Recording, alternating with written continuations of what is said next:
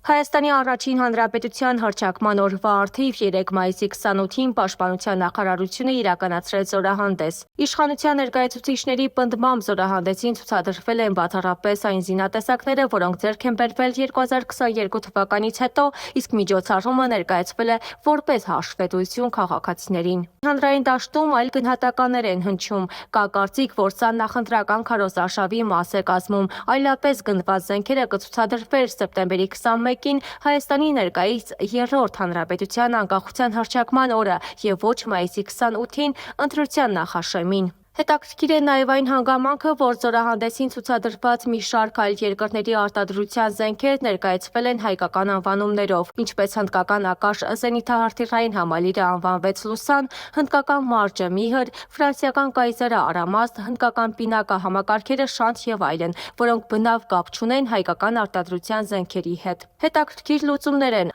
ասում է ռազմական փորձագետ Պայսազորի փոխգնդապետ Հայկ Նահապետյանը։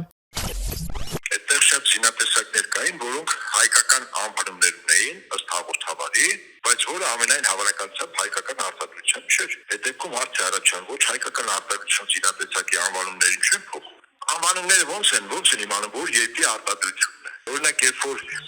հաղորդավարը, օրինակ, ասում է RPO-ա, ռադիացիոն քիմիական կենսաբանական պաշտպանության զորքերը եւ մտնում է, ասենք, այդ զինծառայողը, որը ունի այդ ուրեմն զինազենքը շմերա կոչվում դա եւ կամ ասենք տոց մեկ ան ծանր հետանային համակարգացում չփոխնել։ Իսկ երբ ինքը անվանում ասում է իրական որ երկից գնվել է, ես կարող եմ նաեւ համացանցով որքան որ բացտերեկություն կա տակտիկական տեխնիկական բնութագրիչները չիմանալ, ճիշտ է։ Եվ իմանալ այդ զինատեսակի այդ բնութագրիչներով ենթադրենք Ադրբեջանն ընտրել եմ համեմատեմ գնահատեմ եւ այլն, այսինքն աշխատանք անեմ։ Ուրեմն անօթաչու թռչող սարքերի հետ կապված ասում են, որ դա հայկական արտադրության զինատեսակ է։ Օրինակ ամենամեծ անօթաչու թռչող սարքը, որ վերջին այո դուրս հրապարակ մտավ, եթե ուշադրություն դարձել եք, ասեց աղեղ։ Դա չինական CH4 բանն է, անօթաչուն է։ Ես հիմա խիստ կասկած ունեմ, որ բոլոր այն անվանումներով, օրինակ ռադիոէլեկտրոն պայքարի զորքերից ինքը մառախուղ անոթ մի հատ թայն թիրախների համալիր, հայտնաբերում, ռադիոճնշում, ռադիոհետախուզություն եւ այլն։ Հիմա ես չգիտեմ դա որ երկին է կամ ռադիոճնշման սարք սլակ ասեց։ Բայց որտեղ ինչու՞ չի ասում, ասեք արտադրությունը, որտեղ շատ երկրների արտադրության զինատեսակներ, ինքը անունները փոխել է։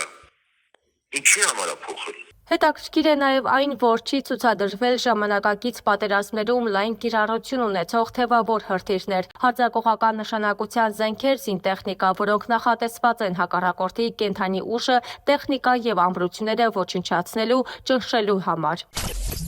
Օրինակ ես այդտեղ չտեսա զրատանկային զորքերի տեխնիկա, տանկեր, զրահմեքենաներ լուրջ չեմ տեսել։ Դա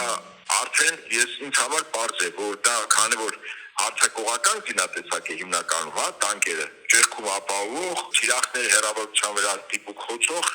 եւ գրոհայինների համար ճանապարհ հարթող, հա, այսպես ասեմ։ Չկա, մենք իհարկե տանկ չունենք,